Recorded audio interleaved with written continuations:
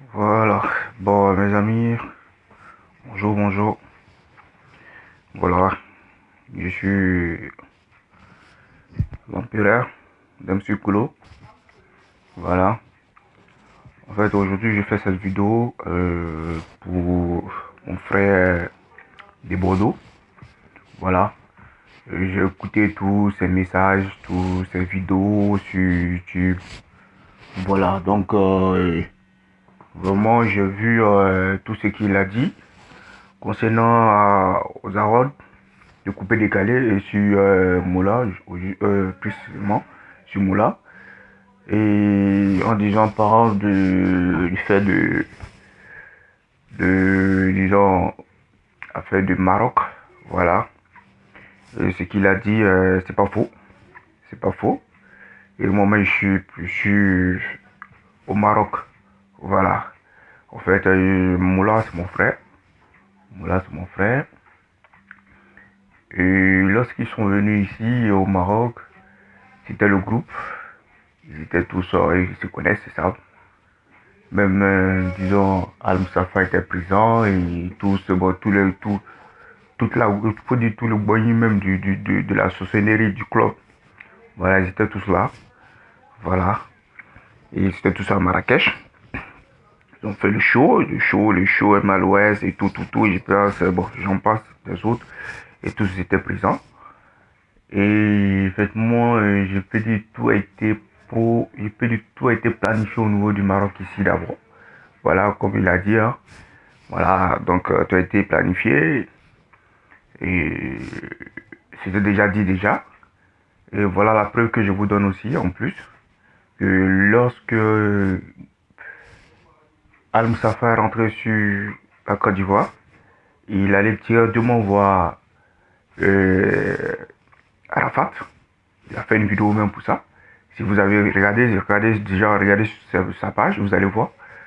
Et il allait voir Arafat en disant que bon, mon petit rentre aujourd'hui, mon petit va rentrer définitivement euh, en Europe.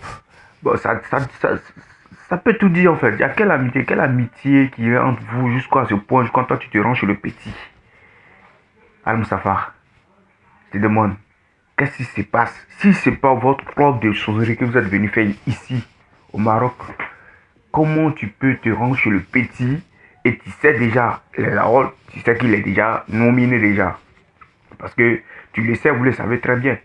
C'est que vous avez déjà planifié ici avant de partir. Ça, c'est déjà une preuve déjà même qui prouve que oui, que c'était déjà planifié déjà. Parce que vous l'avez déjà honoré déjà bien avant que c'est fans, le vote. Et puis en plus, nous allons passer à partir des votes.